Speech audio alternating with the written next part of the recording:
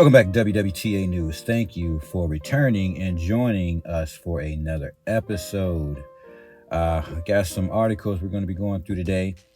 Got a lot of things I'd like to talk about, things to share, thoughts and ideas. If you have them, comments below. But before we get started, if you haven't hit that like button, can I get you to do so? It helps get more faces in front of this content. And if you have any family, friends, or loved ones who you think can use this information, please feel free to share the link to the channel. Now, different things going on, some news articles. We're going to jump right in, so let's get it started. We got an article here that says the SEC is investigating Coinbase over a securities listing, right? The Securities and Exchange Commission, the SEC, is investigating whether Coinbase allowed Americans to trade unregistered security assets. Bloomberg News reported July 26th. The SEC has doubled its investigation of the crypto exchange since it increased the number of listed tokens on its platform. Coinbase now lists over 150 cryptocurrencies after keeping the number of listed tokens to a minimum for years. The exchange started listing more tokens in 2021 to compete with its rivals. Meanwhile, Coinbase's chief legal officer, Paul Grewal, tweeted that the exchange was looking forward to engaging with the SEC on this matter. That's terrific. So I'm not sure what the big idea is in the United States. We are aware of what's going on with the SEC and Ripple, the company, and the company. Some of the heads of the company are in litigation with the Securities and Exchange for essentially IPOing or ICOing. And apparently promising a return on investment, which shows up as a security, which falls in the jurisdiction of the SEC. Now, Coinbase is a company traded on the stock exchange, and they possibly could be tied up in the same activities, in which case they're going to have to pay any fines for the quote unquote, at this point, if it's found that it is, the illegal trading of securities. This is all the exchange now, unbeknown to citizens, because we need more clarity. We could possibly be dealing with securities and exchanging them for the quote unquote U.S. currency.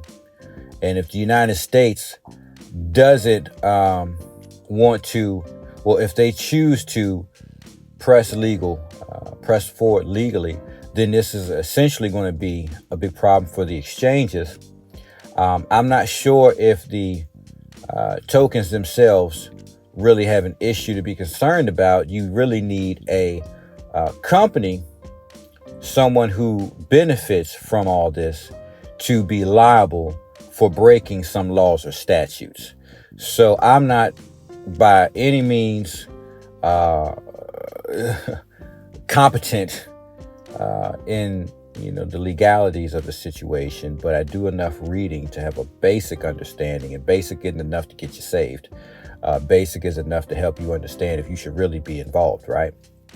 So it's kind of like at this point, they're going to keep going back and forth as they try to determine this or that. But from my understanding, and it's just my understanding, I could be wrong, get in the comments box, post below if I am, but you need someone to be liable for there to be a statute or a law broken, right? Somebody's got to be liable for it. You can't just say this thing is liable, that's inanimate, right? That is not in human form or in some form they could, what I'm saying? This is why we have mental hospitals, right? Even as a human, if you don't have the mental mind capacity to be charged for the crime, it's like, okay, boom, boom, boom, boom, boom. You know what I'm saying? So it only makes sense that you can't take a a currency that moves on a blockchain because it's being exchanged through an exchange and that it exists and hold it liable.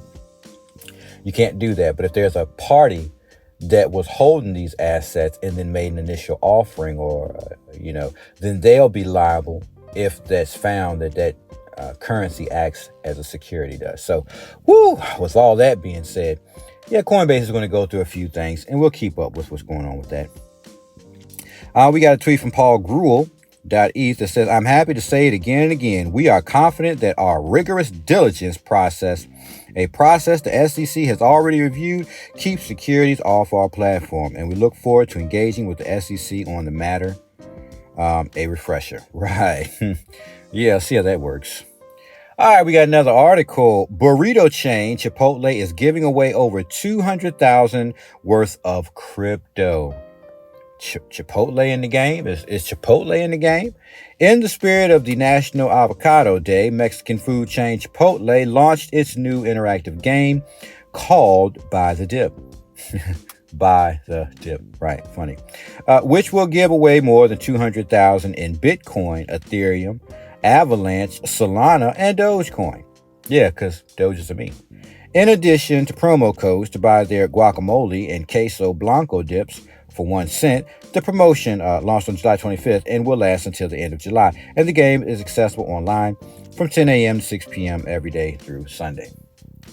Right. So, I mean, what I pretty much gained from that is that, Chipotle has been dealing in crypto, now haven't they? Right. Digital currency, digital money. Yes, that's right. Chipotle has been dealing in it. So, and you can see here, they've been holding Bitcoin, ETH, AVAX, Sol, and Doge. So, I mean, hey, is that adoption or what? Or are they just trying to I doubt they're getting rid of it. But it looks like adoption to me. Chipotle announced it's accepting crypto payments in June 2022. The restaurant chain accepts payments via 98 different cryptocurrencies, but not directly. But you hear that. 98. Chipotle uses Flexa, a crypto exchange platform connected to the Gemini exchange. Customers who want to pay with crypto at Chipotle need to use the Flexa platform to generate a barcode, which works as a Chipotle gift card at the payment step. In the background, Flexa exchanges crypto for US dollars and sends it to Chipotle's account.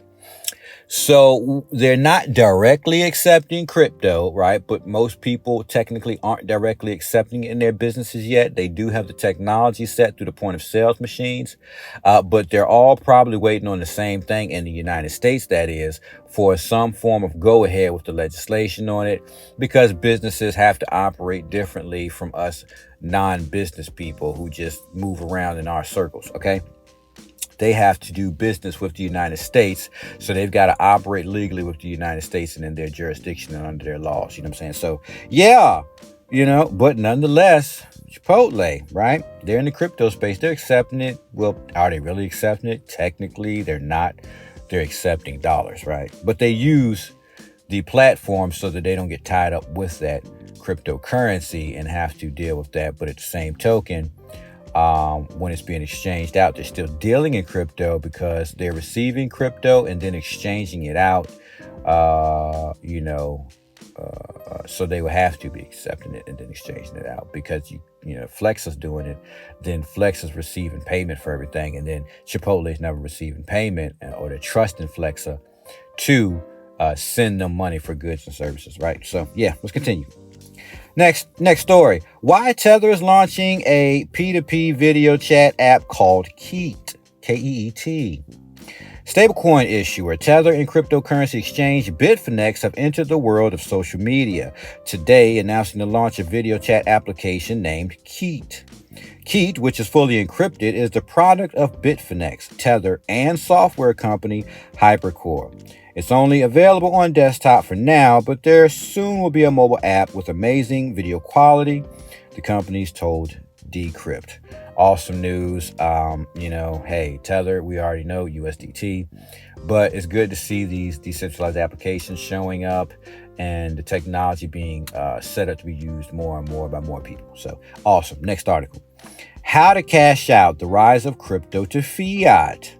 Okay, the digital asset economy continues to gain momentum. globally.